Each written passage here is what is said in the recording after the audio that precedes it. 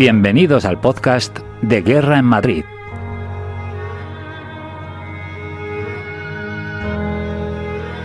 ¿Qué tal, amigos? Muy buenas y bienvenidos un día más al podcast de Guerra en Madrid, el único podcast que habla exclusivamente de la Guerra Civil Española. El programa de hoy nos va a llevar hasta uno de los frentes más duros de la Guerra Civil y vamos a profundizar en ello.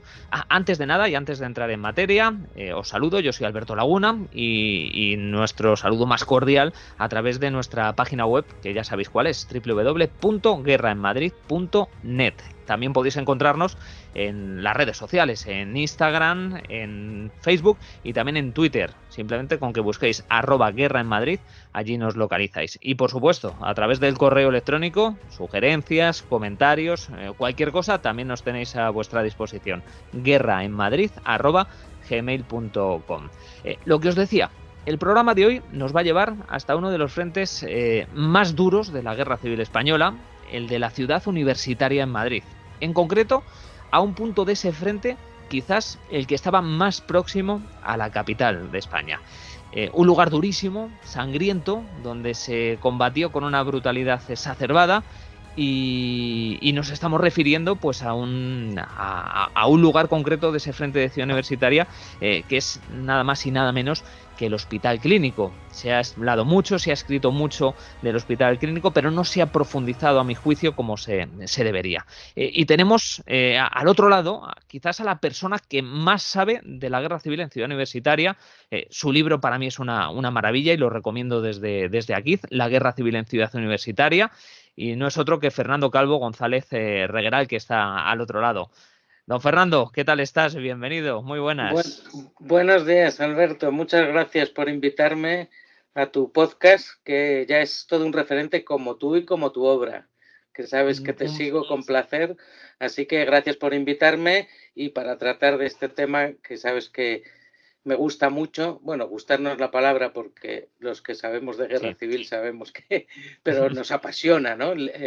Como tema histórico. Y efectivamente el Clínico era el lugar más duro, de uno de los frentes más duros, que era el de la Universitaria, dentro de uno de los teatros más duros, que era el de Madrid. O sea que estamos en el ojo del huracán con el tema que has elegido. Cuando estamos hablando del lugar más próximo a Madrid capital donde se combatió, ¿es una realidad o hay algún otro punto dentro de Ciudad Universitaria o de los frentes de Madrid que estaban más cerca de lo que es el centro, ¿no? de Madrid? Es que el Clínico ahora mismo se me viene a la mente la calle Cea Bermúdez, la calle Islas Filipinas, en el corazón, si no en el corazón de Madrid, que puede ser la Gran Vía, pero realmente próximo al centro, ¿eh?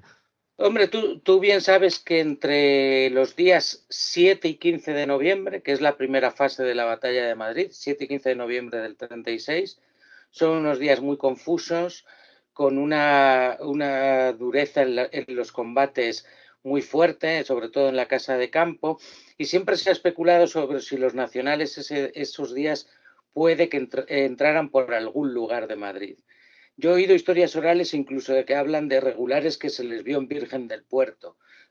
Todo eso hay que ponerlo en cuarentena. Sí, también en Pintor Rosales y demás, ¿no? Casi en Plaza de España. Probablemente sí, porque fueran como avanzadillas, pero el hecho es que cuando la Batalla de Madrid pasa a la segunda fase, que es del 15 de noviembre al 22, la lucha en la Universitaria, efectivamente el dedo clavado en el ojo del ejército de Franco en Madrid es el Clínico. No solo durante esos días que se está combatiendo allí, sino desde esa fecha, 22 de noviembre del 36, hasta el 28 de marzo del 39, que acaba la Batalla de Madrid.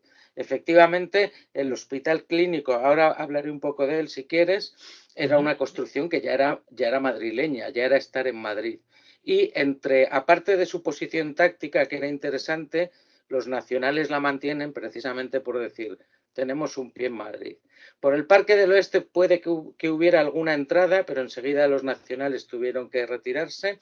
Luego sí, estamos hablando de la posición más avanzada que lograron los franquistas en esos días de la Batalla de Madrid.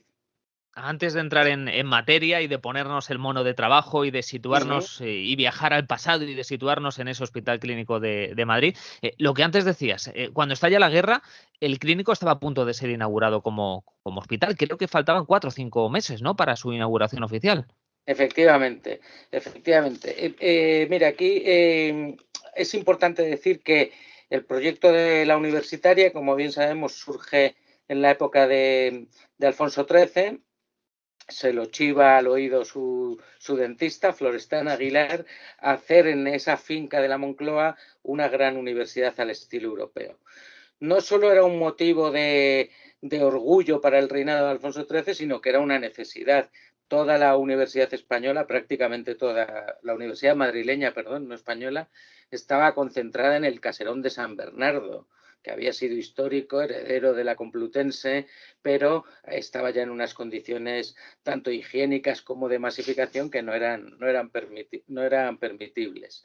Entonces, se juntan dos necesidades en los años 20. Por un lado, hacer una ciudad universitaria muy bella, muy racionalista, dividida por grupos, el grupo de ciencias, que actualmente sigue existiendo, que es física y química y matemáticas, el grupo de letras, donde están filosofía y letras y derecho, el grupo de bellas artes con arquitectura y sobre todo lo que es el corazón de la universitaria y donde va a ser escenario de los combates más duros, el grupo médico, que es farmacia, medicina y odontología.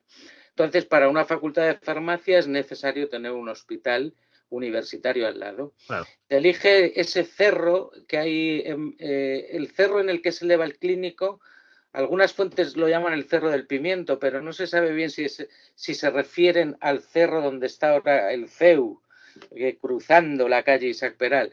Pero bueno, en cualquier caso es un cerro que está 50 metros por encima del Manzanares, a 650 metros de altura. Forma una planicie y era el lugar ideal para conectar por la parte de atrás de la Facultad de Medicina el Hospital Clínico. Pero, a su vez, el Hospital Clínico daba ya la cara a Madrid. Luego era un hospital para los universitarios, pero en el que ya se iba a atender a la población madrileña. Y también, muy importante, a los heridos que venían de Marruecos, que hacían unas paradas en campamento. Todavía no estaba construido el Gómez Ulla como lo conocemos hoy, y entonces sería el fin de trayecto de los heridos que venían de las campañas de Marruecos. Ese es el origen del clínico. Luego, si quieres, doy algún detalle más, pero históricamente ese es el significado y el por qué se elige ese lugar para situarlo allí en Madrid. Era muy diferente la estructura de aquellos años, de 1936, de esa obra faraónica que ya estaba prácticamente a punto de ser terminada, y la ubicación de entonces a la ubicación actual. ¿Podemos decir que el lugar donde se levantó ese clínico es el mismo? O sea, ¿los cimientos son los mismos ahora mismo de aquel hospital donde se combatió durante la Guerra Civil? Sí, con matices. El lugar, desde luego, que es el mismo. Y déjame que rebobine un momento. Dentro del proyecto universitario, el que dirige todas las obras de la universitaria para hacer como una concepción armónica es Modesto López Otero, decano creo que sí, de la Escuela de Arquitectura. Elige un grupo de excelentes arquitectos y el clínico se lo encarga a Manuel Sánchez Arcas. De triste final, como luego veremos, como no he dejado para el final su historia. Sánchez Arcas se inspira mucho en el Medical Center de Nueva York. El Medical Center de Nueva York lo que le caracteriza es estar en alto, tener muchas plantas hacia arriba para aprovechar la luminosidad, y los quirófanos, que en el clínico van a ser muy particulares, son circulares. De hecho, todavía eso se aprecia, para aprovechar lo más posible la luz y unas condiciones higiénicas en un entorno natural alrededor. Entonces, con la guerra, hacemos todo el recorrido si quieres. Efectivamente, cuando estalla la Guerra Civil en julio del 36, el clínico está arquitectónicamente prácticamente construido, pero le faltaban toda la impedimenta interior. De hecho, los famosos combates de un piso a otro tirándose bombas de mano por los huecos de los ascensores es porque los ascensores todavía no estaban, por ejemplo. Pero se preveía que estuviera en uso, si no totalmente, en parte, para el curso siguiente, que empezaría en octubre del 36. Lamentablemente, no. Lo que se instaló allí, más que estudiantes, fueron guerreros.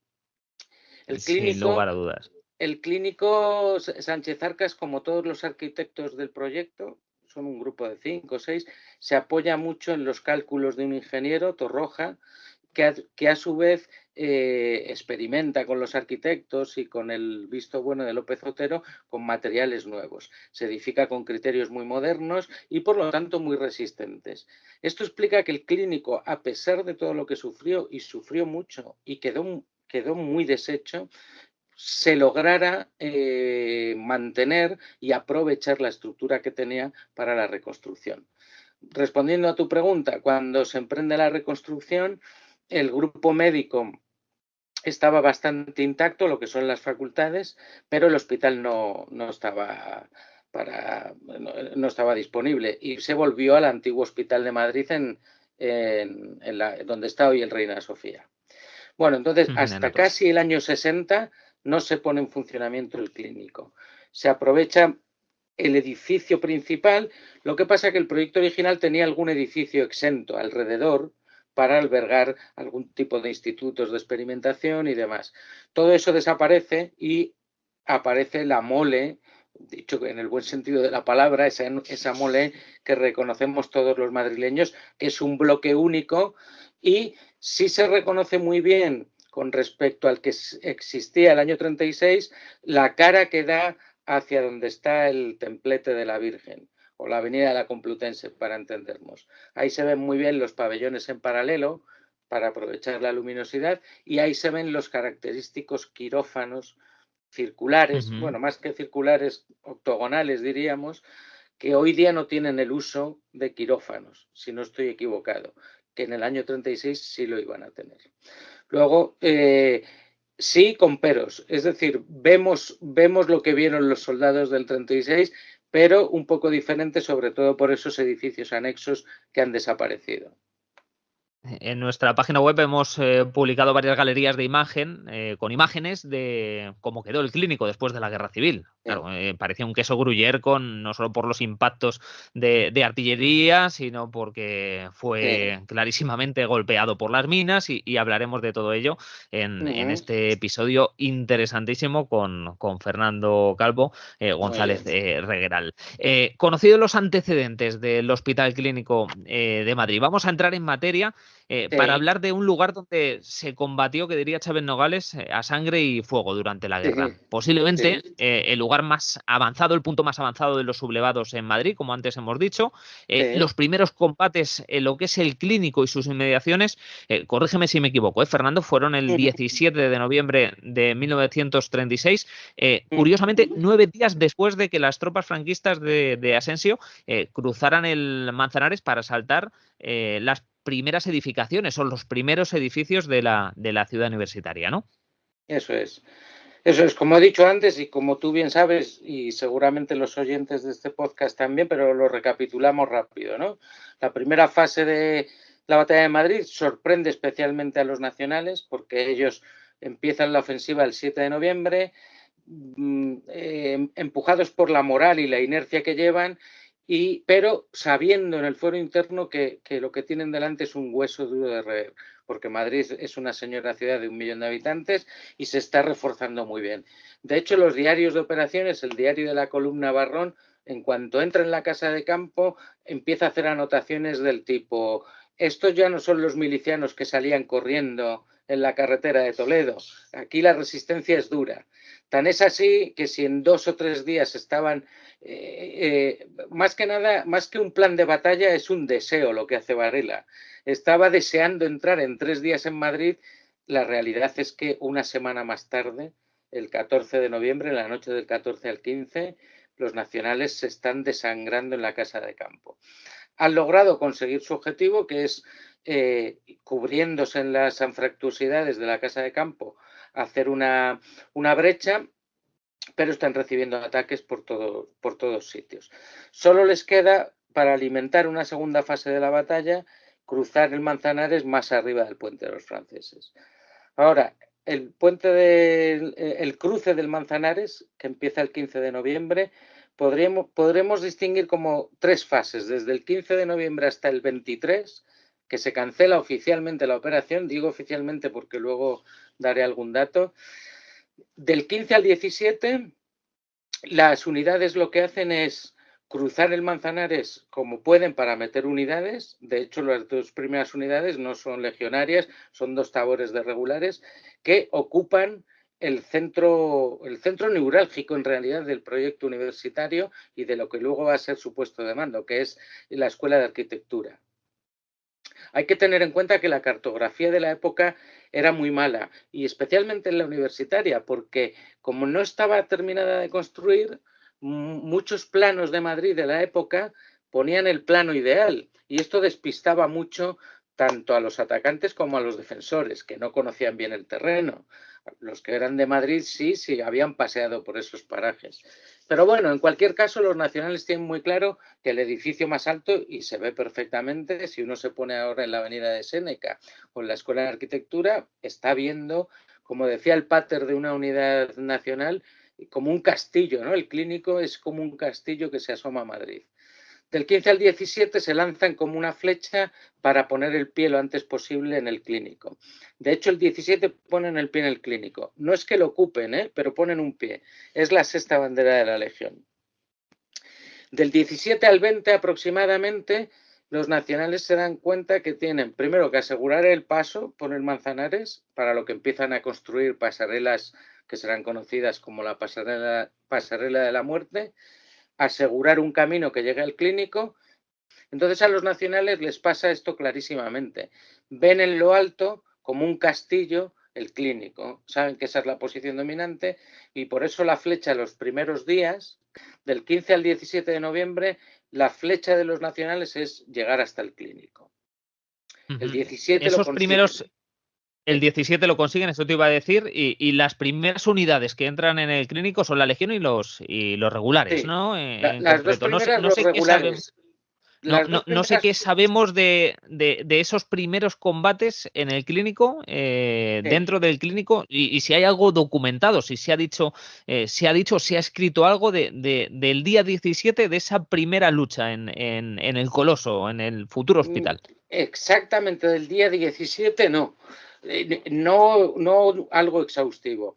A ver, rebobino, las 2 primeras unidades en cruzar son 2 tabores de regulares de Alucemas, que son las que pernoctan el 15 de noviembre en Arquitectura.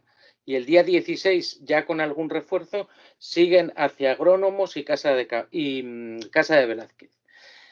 Y desde allí, el 17 dan el salto. Ha logrado ya cruzar una bandera de la Legión.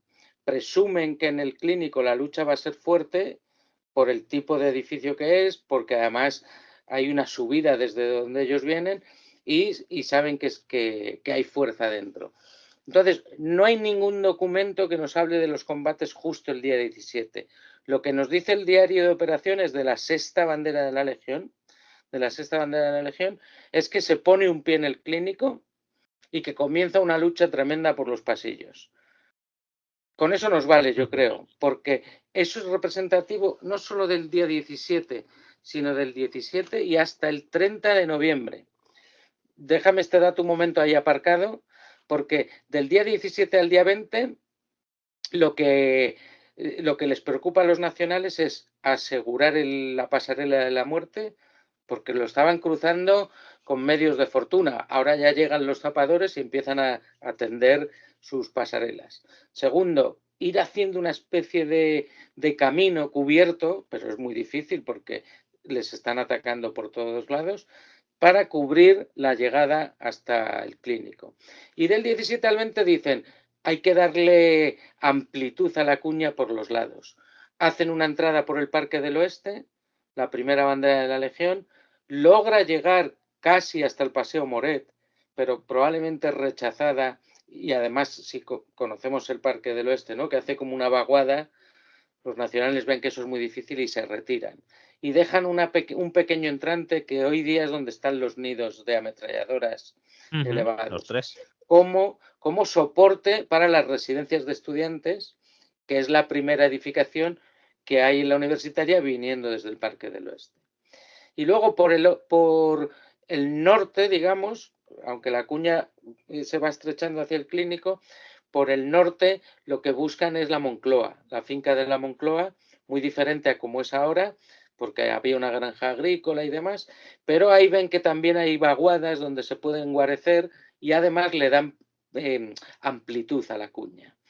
Luego, del 15 al 17, ruptura, del 17 al 20, que respiren los flancos para contener a toda la avalancha de unidades republicanas que están viniendo fuertes por los flancos. Y del 20 al 23, que es cuando cancela Franco la operación, la lucha por el Clínico. De estos días yo calculo que debió haber lucha en los pabellones de medicina. ¿Por qué? Porque si uno se pone en los pabellones de medicina, los de farmacia están claros. La primera posición nacional es agrónomos y la siguiente, enfrente está odontología y farmacia. Los tiros, los restos de impactos que hay van en oblicuo, pero en los pabellones de medicina están en paralelo. Luego es deducible, aunque no hay ninguna fuente que lo corrobore, que a lo mejor los nacionales lo ocuparon y se fueron replegando hacia el Clínico y concentran todos sus esfuerzos, no todas sus fuerzas, en la lucha por el Clínico. Aquí hay un documento muy interesante que tú conocerás bien, que es Memorias y Recuerdos del Teniente General Carlos Iniesta Cano. Es un libro escrito muy en político, porque este hombre era muy franquista, digamos, sí, pero no invalida los datos que da, porque además él era capitán de la Cuarta Bandera de la Legión.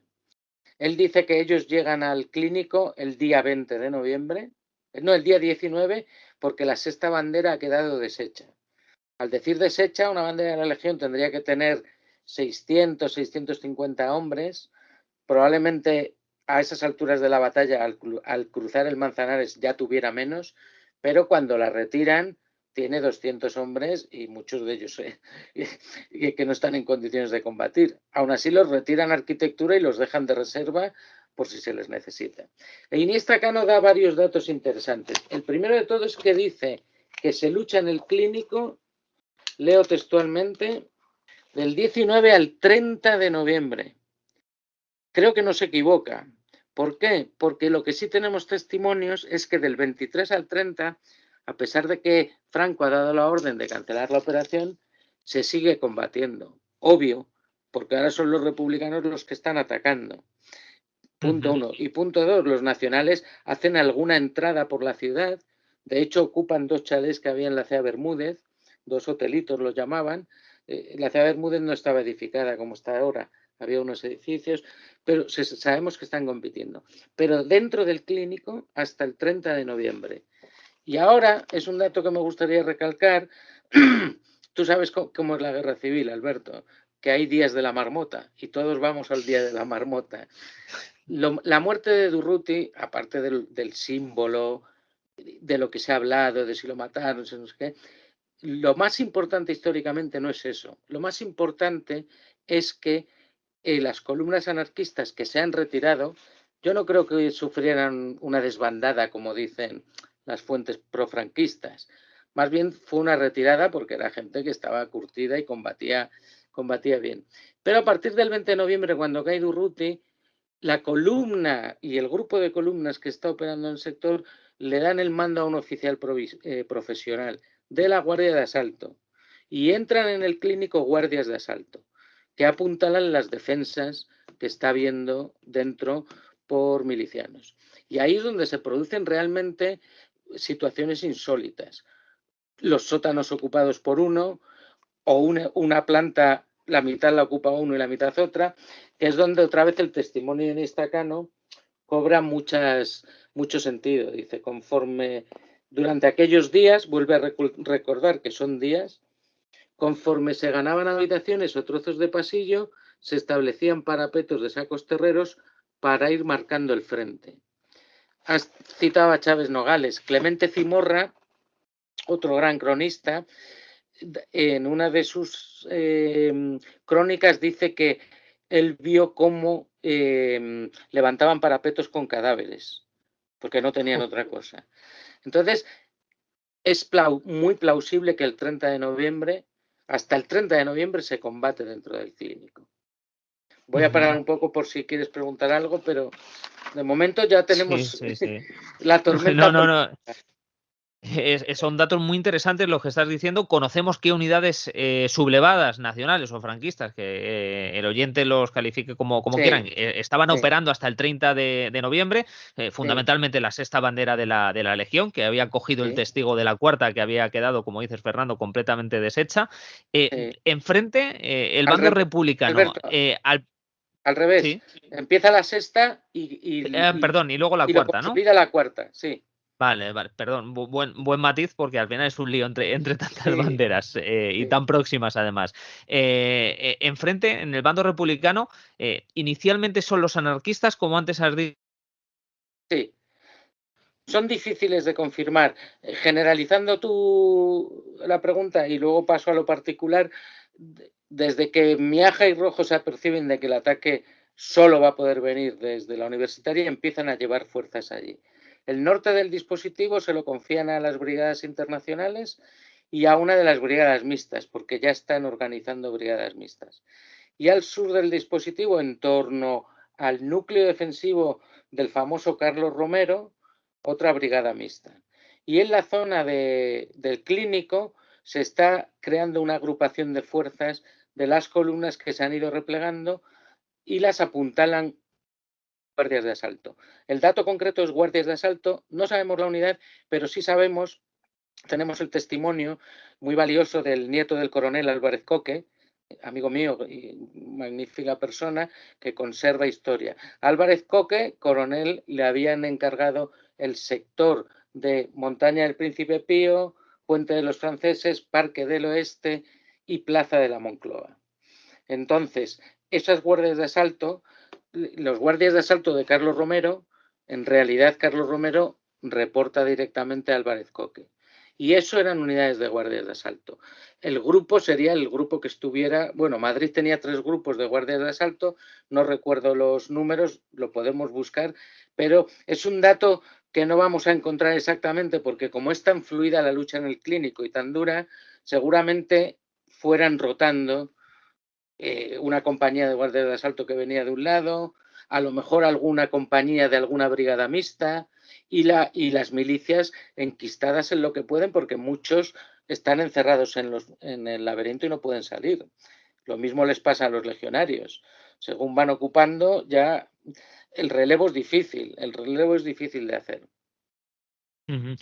A partir del 30 de noviembre, ¿se puede decir que las fuerzas republicanas son expulsadas del clínico o durante toda la guerra sigue habiendo grupos, unidades y pequeños combatientes republicanos que están luchando dentro de lo que son el edificio, las plantas, los quirófanos, las habitaciones? A ver, en la inercia de los combates de noviembre, el 30 de noviembre, aparte de este testimonio y del diario de operaciones de la Cuarta Bandera, hasta el 30 de noviembre sí podemos decir que hay constancia de que hay lucha en el interior. Probablemente vaya decreciendo, ¿no? Porque la Legión ya se establece en fuerza y los republicanos ven que no pueden sostenerlo, porque además luego está en la calle Isaac Peral, que no se llamaba así, y están pensando en cómo va a quedar el frente. Entonces, probablemente el 30 de noviembre fueran ya bolsas de resistencia menores.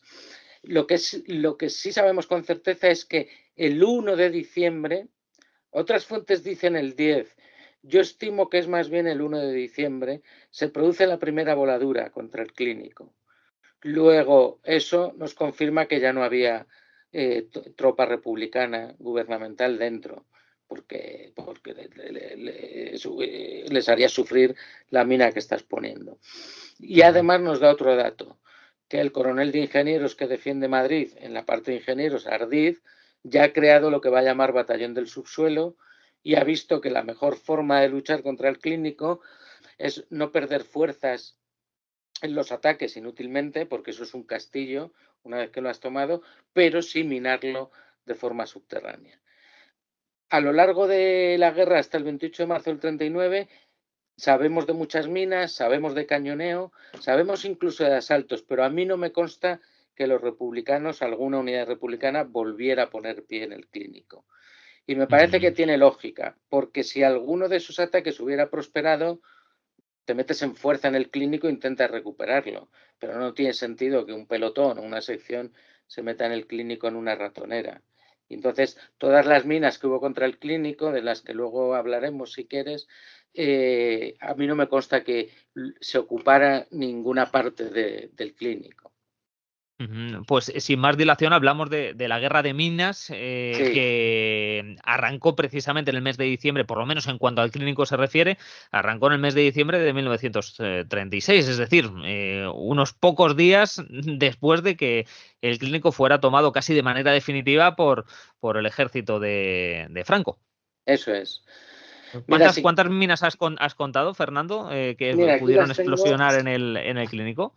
Este es otro libro, este es conjunto, editado muy bonito por la profesora Carolina Rodríguez López de la Facultad de Historia de la Universidad Complutense, libro colectivo, y aquí por aportar más datos a otras publicaciones que yo tengo, hice el recuento.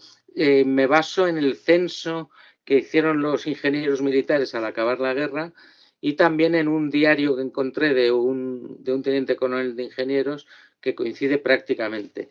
Entonces, lo que voy a decir es, hay que tener en cuenta que primero, desde finales del 36, todo el 37 y casi el primer semestre del 38, casi todas las minas que se producen en la universitaria son minas ofensivas de los republicanos. A partir de principios del 38 y con más fuerza del verano, los nacionales ya pueden hacer contraminas, es decir, galerías subterráneas e incluso hacer alguna mina ofensiva, como la que hicieron en odontología. Yo he calculado que entre minas de un tipo y otro, porque todas, la universitaria era un ente en sí mismo y es el que sufrió, yo he calculado más de 200. Vale, pues la máxima concentración, curiosamente, se da en el Parque del Oeste, con 51 voladuras. Hay que entender que es el Parque del Oeste y el subsector, ¿eh? El Parque del Oeste, los fortines y las trincheras que había ahí, las residencias de estudiantes, el instituto, la Fundación del Amo y el Instituto de Higiene, que esas quedaron completamente arrasadas.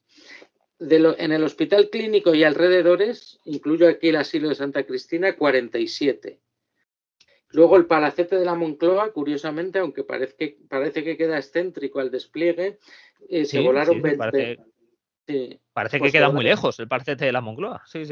Sí, lo que pasa es que, claro, los republicanos podían hacer dos cosas, o aprovechar el alcantarillado en las edificaciones más cercanas a Madrid, o hacer la zapa típica, que es el túnel. Y ese terreno que está bajando al Manzanares, que es un terreno muy fértil, es también relativamente fácil de excavar. Y por eso también los nacionales ahí hacen más contraminas. Bueno, Palacete de la Moncloa y dependencias, 29.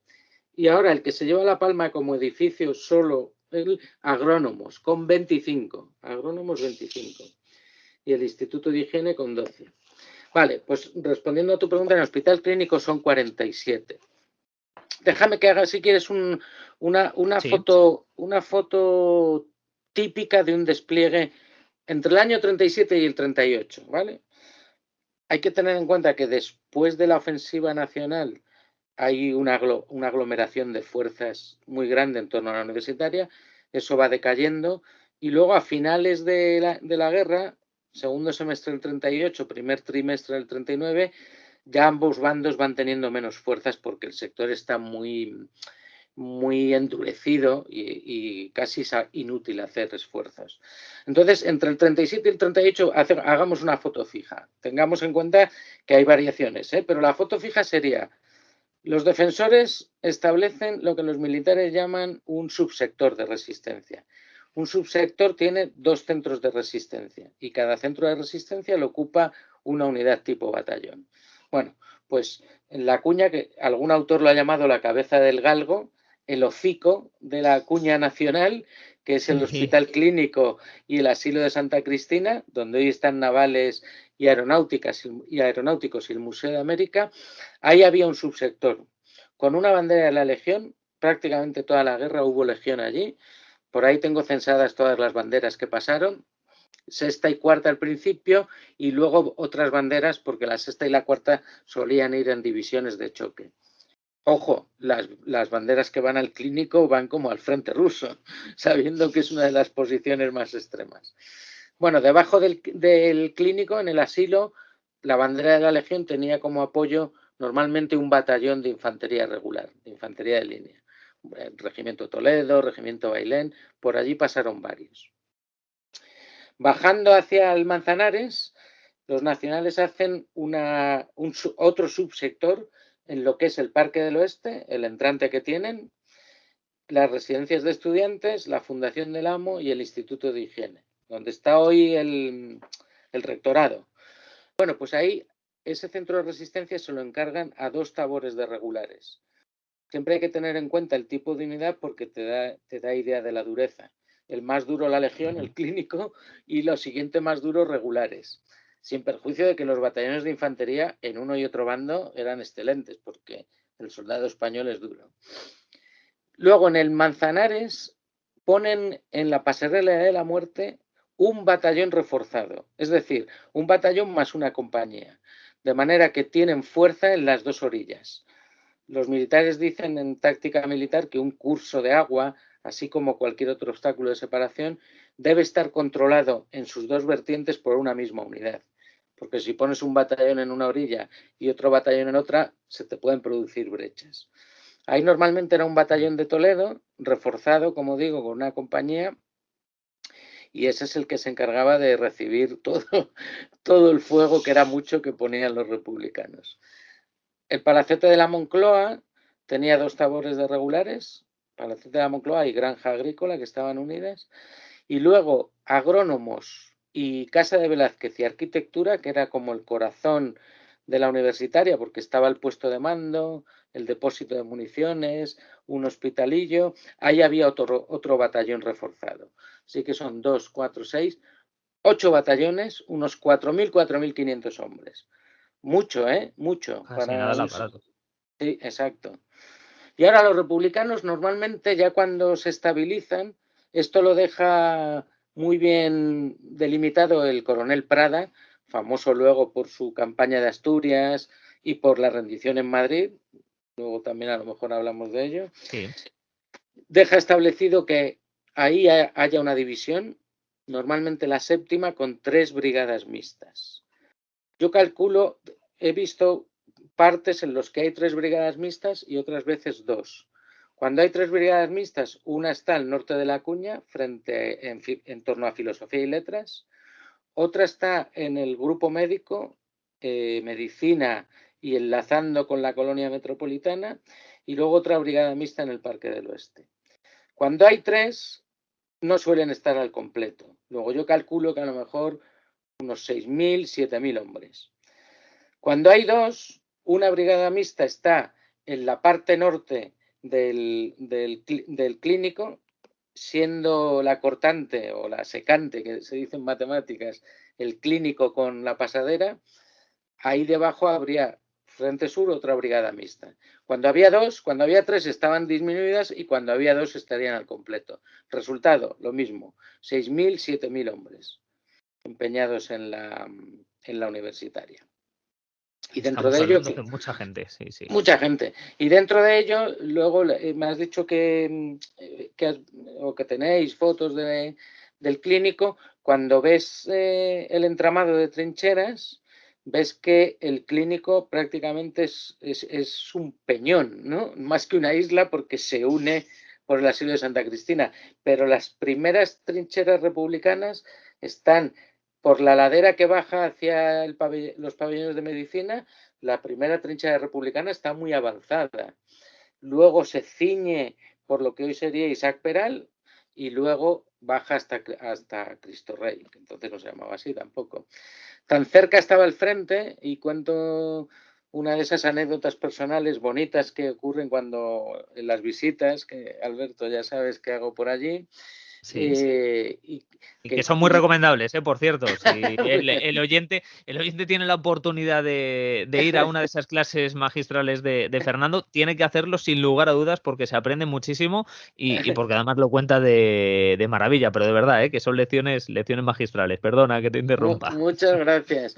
No, para darnos cuenta de cómo vivían los soldados de uno y otro bando en este frente, es que estaban en continua tensión. Los centinelas y los tiradores tenían los fusiles apostados con una precisión de esta naturaleza. Esta fuente que me contó un amigo mío, su abuelo, bando republicano, estaba en unas trincheras de Isaac Peral muy pegaditas al Clínico. Era la época en que ya empiezan a pasar hambre en el bando republicano, tanto los soldados como los civiles, e intenta coger un chusco de pan que se ha quedado por ahí tirado con la bayoneta. Le pegaron un tiro en la mano y se dejaron inmovilizada.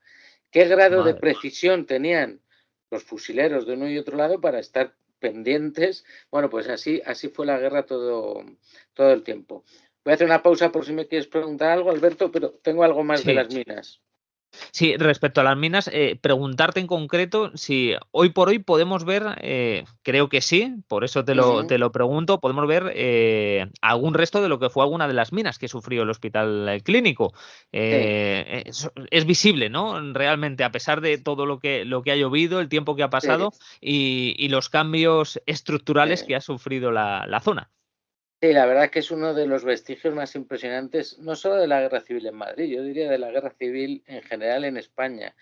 Y además es tan desconocido y está tan cerca de Madrid, del ruido de la ciudad, de los claxones de los coches, sales y enseguida está Madrid, y de repente hay un paraje que son esos desmontes que son bien bonitos, por cierto, que bajan del Clínico hasta hacia medicina y odontología, Ujú. muchos de ellos con caminos que se ve claramente que eran trincheras porque hacen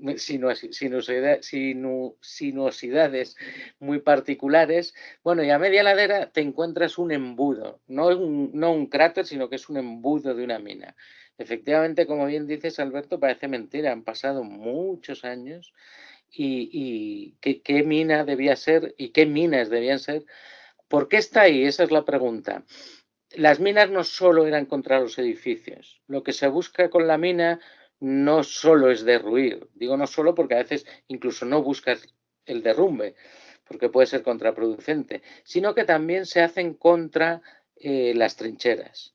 ¿Por qué? Porque el objetivo es crear el caos con la mina y atacar la posición. En este caso, en esa mina, probablemente esa mina fuera contra una primera línea de las trincheras de los legionarios que defendían el Clínico.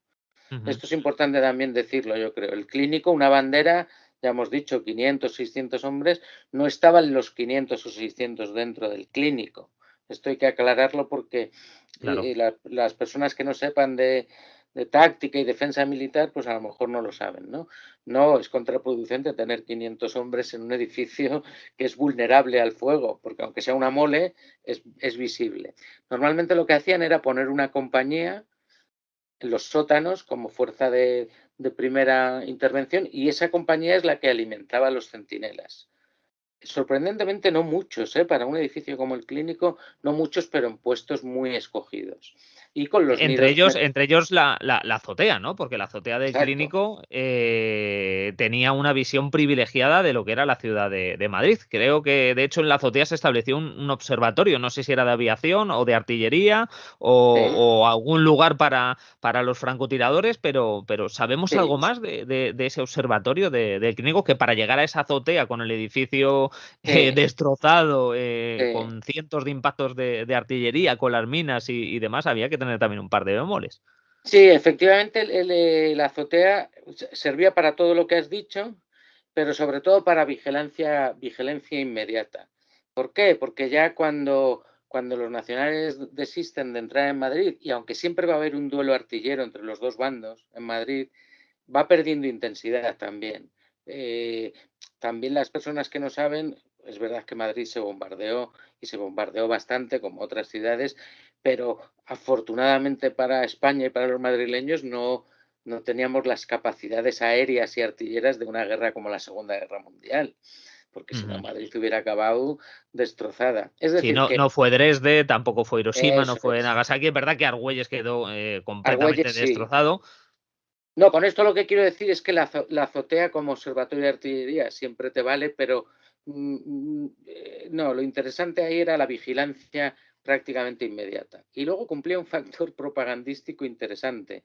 Hay que tener en cuenta que los nacionales, los franquistas, porque la decisión es pura de Franco, se mantienen en la universitaria casi por una cosa propagandística, moral en el lenguaje que utilizaba Franco, pero también propagandística, porque la Falange lo utilizó, ¿no? El solar de las letras era muy, muy caro al discurso falangista, que en la ciudad de universitaria los soldados lucharan por el renacer. Y entonces a las visitas las subían a la azotea. Algunos de ellos no les hacía mucha gracia porque desde ahí se veía muy cerca el elefante. Y lo segundo importante es que esa compañía que está defendiendo el clínico, luego las otras dos compañías de la bandera estaban a retaguardia y vivían en covachuelas, en algunas dependencias del asilo de Santa Cristina que no hubieran quedado derruidas y demás. Lo que sí hacen los militares cuando el sector está muy estabilizado ya es que tienen perfectamente apuntadas sobre todo las armas automáticas, ametralladoras para hacer cruces de fuego. Por eso relativamente no necesitas tantos hombres para proteger un sitio como el clínico. Eso por un lado. Y luego la mina, sí, la mina va contra la trinchera porque probablemente ahí hubiera un nido de ametralladoras de la Legión. Me gustaría leer una cosa porque ya sabemos que en el ejército español la condecoración más alta al valor es la laureada de San Fernando. Sí. Incomprensiblemente la República la cancela, la República en guerra, porque durante la Segunda República está en vigor y con ese nombre, Cruz Laureada de San Fernando. Y digo que incomprensiblemente en otro de esos gestos que no tienen mucha explicación, porque es regalarle al enemigo y el factor moral es importante. Tan importante que disuelven la Cruz Laureada de San Fernando y luego crean la Cruz Laureada de Madrid, la placa laureada de Madrid. Se dan cuenta de que Bueno, se dieron 3 laureadas en la universitaria. 2 de ellas fueron a personal de ingenieros, un teniente y un sargento. El sargento murió. Y el teniente, que toda la vida habló maravillas de él, el teniente se llamaba Serafín de la Concha Ballesteros y el sargento se llamaba Miguel Zamorano.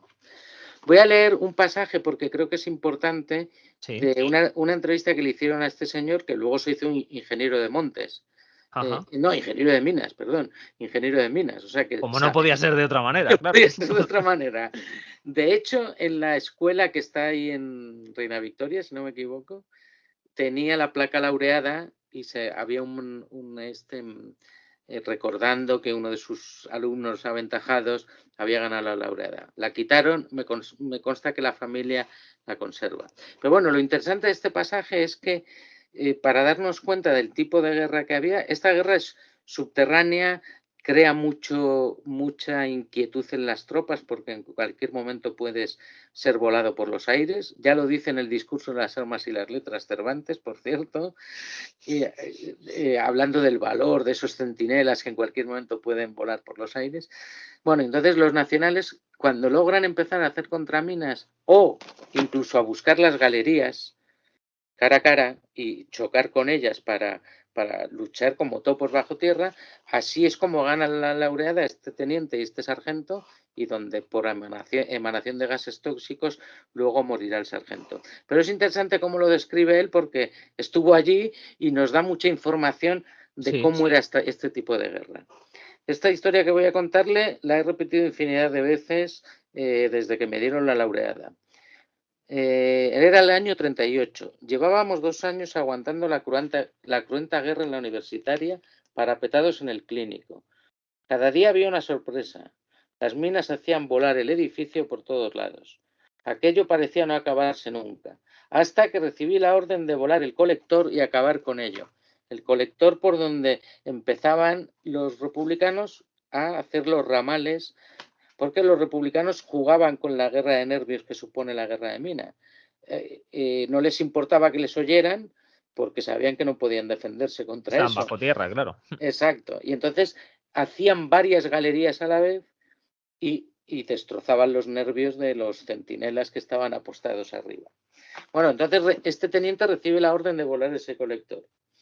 A 19 metros de profundidad comenzó la construcción de una galería transversal que buscaba el colector republicano, bueno, el dice rojo, por el que llegaban al clínico. Meses y meses trabajando como topos hasta conseguir construir 90 metros de galería. O sea, el dato es importante por varios motivos. 19 metros de profundidad y 90 metros. Trabajaron meses en ello, lo cual nos habla de los esfuerzos que dedicaron porque se les hacía insufrible esta guerra. Jamás olvidaré cuando llegamos al alcantarillado central en posesión de los rojos. Se terminaron las minas, pero comenzó un cruento combate a 19 metros de profundidad que se prolongó durante semanas. Cada vez que recuerdo aquello paso un mal rato, ya que solo yo puedo contarlo y no puedo compartirlo con el hombre que vivió conmigo aquellos momentos, el sargento don Miguel Zamorano. Era el 21 de octubre del 38. En las primeras horas de la mañana descendimos a la galería dispuestos a volar todo aquello. Sabíamos que al fondo del colector los republicanos estaban almacenando una gran cantidad de dinamita para volar de una vez todo el clínico. Mi propósito era anticiparme y llegar hasta allí y pegarle fuego. Arrastrándome por el suelo, me dirigí al fondo con el sargento. Minutos después volaba de una vez todo el reducto republicano que durante años había atacado con saña el clínico. Es decir, fue toda la obra para volar el colector e inutilizar. Los republicanos podrían seguir haciendo galerías, pero ya les has destruido el túnel de entrada que tenían tan fácil. Bueno, lo cito como, ojalá hubiera encontrado alguna fuente republicana, porque el valor es igual en un bando o en otro, ¿no? Aquí lo que me interesa destacar es el valor de esta gente que luchaba bajo tierra, fueran de un bando o en otro. Y en este caso, los datos que nos proporciona, ¿verdad? El tipo de minas que eran, 90 metros bajo tierra, son muchos metros, que se lucha durante semanas, dice, que se lucha durante semanas. Me imagino que no de forma continuada, pero sí con incursiones de un túnel a otro, que durante meses han estado trabajando en ello para evitar de una vez que les sigan volando las minas. Es decir, una guerra totalmente atroz y espantosa. Y un testimonio que aparece reflejado en el libro de Fernando Calvo González Regueral, La guerra civil en Ciudad Universitaria, editado por la librería, que el oyente tiene que leer sí o sí porque se explica al detalle, se ha investigado muchísimo lo que fue la confrontación en este sector, en este frente de Madrid y que está muy bien documentado y además muy bien contado. O sea que la gente va a disfrutar con este libro que ya tiene unos cuantos años, pero que para mí, sin lugar a dudas, es la referencia. Ya para terminar, Fernando, esta zona, el clínico, fue un lugar especial también para la conclusión, para la finalización de la guerra civil. Fue el lugar escogido prácticamente a pocos metros del clínico para una rendición simbólica, ¿no? Que no efectiva, pero sí simbólica, la rendición del Ejército del Centro de la República, liderado por el coronel Adolfo Prada, que le entrega, por así decirlo, sí, no sé si me escuchas ahora? Sí, ahora sí, Alberto. Perfecto. No, te estaba diciendo que muy cerquita del clínico, o prácticamente a las puertas del clínico, se produjo esa entrega simbólica de Madrid por parte de Adolfo Prada, el coronel Adolfo Prada de la República, al coronel franquista Eduardo Losas, 28 de marzo del año 1939. Sí. A ver, Madrid está hambrienta, Madrid ha pasado la semana durísima de combates y de represiones de un lado y de otro, esta vez de un lado, de otro, comunistas e irredentistas contra casadistas y pactistas, o sea, me estoy refiriendo a los sucesos de Madrid, una guerra civil dentro de la guerra civil, y Madrid está hambrienta. Entonces el frente empieza a caer desde el día 26 casi en vertical, ¿no? La noche del 27 se confraterniza, más que nada se confraterniza entre los soldados, pero también entre la población civil que se acerca con auténtico hambre de hambruna, como por desgracia vemos que está ocurriendo hoy día En en otros lugares. otros lugares del mundo con gran dolor, ¿verdad? Y Sí. los soldados empiezan a repartirles, bueno, entonces el coronel Casado, que todavía está en Madrid, recibe un parte y dice, déjeles, qué cosa más bonita que la paz venga desde abajo y no desde arriba. Luego Casado se va y se va a Inglaterra desde Gandía y se queda al mando el coronel Prada, que había sido uno de los mejores mandos de la República para mi gusto, además de ser un profesor muy querido en la academia y muy querido, por lo tanto, por oficiales de uno u otro bando. Besteiro es el que le sugiere, otra persona integérrima, Besteiro, diputado por Madrid, que está allí en los sótanos de Hacienda, le sugiere que rinda la ciudad.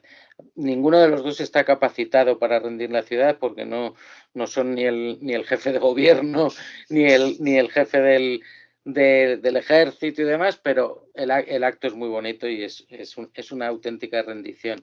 Lo digo en mérito del que rinde la ciudad porque Madrid se había defendido muy bien y este es el argumento que utilizaron ambos. Madrid, los soldados republicanos habían luchado muy bien, habían aguantado de todo y no merecía que los soldados nacionales entraran como en una ciudad abierta. Los nacionales también aceptan esto bien, les reciben, hay fuentes de todo tipo. Yo creo que efectivamente hay una primera muestra de cortesía donde el coronel Losas saluda militarmente a Prada porque lo conocía y había sido profesor suyo, pero luego efectivamente, sabiendo la dureza de la represión que iba a venir, el trato ya imagino que fue muy, muy frío y muy duro para el coronel Prada. Pero bueno, en cualquier caso, ese día, cuando uno está en el clínico actual y bueno, y los enfermos pasean a veces por, bueno, las personas que están hospitalizadas allí, pasean por esa laderita, se encuentran en el templete de la Virgen, que era la Virgen del Asilo de Santa Cristina. Bueno, pues muy cerquita de allí es donde se produce esta rendición y la posterior entrada de los nacionales en Madrid, en un día que fue realmente festivo, por desgracia lo que vino luego no, pero el día 28 sí. Y quería decir algo, perdona, que no se me olvide. Ah, sí, del clínico. El clínico se convierte en un lugar de memoria, sobre todo para la falange, digamos la falange auténtica, la falange más josé antoniana. Tenemos muchos testimonios de, al acabar la guerra, los ingenieros tuvieron que habilitar un circuito porque había tantas visitas que querían ver las ruinas y las trincheras y demás. Claro, no se podía transitar libremente porque aquello estaba minado, proyectiles sin explotar, Sí, era sí, sí. peligrosísimo. Bueno, habilitan un camino porque se dan cuenta que eso se convierte en un lugar de peregrinación. Tan es así que cuando traen el cadáver de José Antonio desde Alicante al Escorial, está grabado además, se produce el relevo en la universitaria. Y es un relevo simbólico porque el relevo es gente de las milicias que viene de la universidad, se lo entrega a un piquete de soldados. Esto es un ejemplo. Luego está lleno de revistas, hasta revistas del corazón. He visto, creo que era la revista Semana ya, o Sí. similar. Una actriz que va al clínico. Todavía perduraban las piedras que hacen los legionarios recordando a sus muertos. Yo las he buscado en el clínico, he preguntado si alguien tiene memoria de eso, recuerdo. Es cierto que es arquitectura efímera, no es por cosas de legislación vigente que se haya retirado. No, yo llevo preguntando años por ellas, tanto en el clínico como en la Legión, y eso se perdió. Y luego la División Azul, el primer contingente, los voluntarios se instruían en la universitaria. Motivo obvio, tenían el campo de batalla, tenían las trincheras y podían practicar perfectamente. Y aprovechaban, y esto sí se ve en muchas revistas de corte falangista como Vértice, cómo van a poner una corona de flores a un sitio donde pusieron una cruz los soldados nacionales o donde pusieron una lápida y demás. Luego cae en una ola de silencio el frente de la universitaria, que eso sería para otro programa casi. Desde luego. porque curiosamente, aunque se les dio la laureada colectiva, las fuentes oficialistas del régimen, así como el Alcázar de Toledo, Belchite, el Santuario, lo exaltan hasta la saciedad. La universitaria llega un momento que no. Yo tengo para mí que es porque al fin y al cabo no fue una victoria, fue una victoria mantenerse y demás, pero se corre un tupido velo hasta que recientemente unos cuantos locos como tú y como yo, Alberto, nos hemos puesto a arañar al ver que no teníamos datos exactos, ¿verdad? Por eso el origen de mis libros de la universitaria es, pero bueno, este sitio tan simbólico, alguien me tiene que explicar qué unidades lo ocuparon, y fue cuando empecé a ir al archivo de Ávila y vi que podíamos encontrar esa documentación, más otros muchos que ya estabais trabajando, que habéis venido luego, y más sorpresas que nos tenemos que encontrar todavía en la investigación. Todavía nos quedan. Pues Sí. Fernando, no te quiero quitar más tiempo. Ha sido un lujazo, de verdad, tenerte con todos nosotros. Creo que el oyente habrá disfrutado un montón de esta conversación, porque además lo cuentas muy bien y sabes mucho del tema, y que tendremos tiempo de seguir hablando y de hacer nuevos programas. Pero lo dicho, un lujazo y te mando un abrazo muy, muy fuerte. Gracias, Alberto. Otro para ti. Gracias también a ti por tu tesón investigador y por este esfuerzo de divulgación, sabiendo además tus circunstancias felices. Cierto. Te doy la enhorabuena por todo ello y deseando leerte pronto. Muy bien. Pues muchísimas gracias, Fernando. Y a vosotros, los que habéis estado al otro lado de la radio, del móvil, del iPod, de lo que sea, muchísimas gracias. Os mando un saludo muy cordial y hasta el próximo programa. Cuidaros.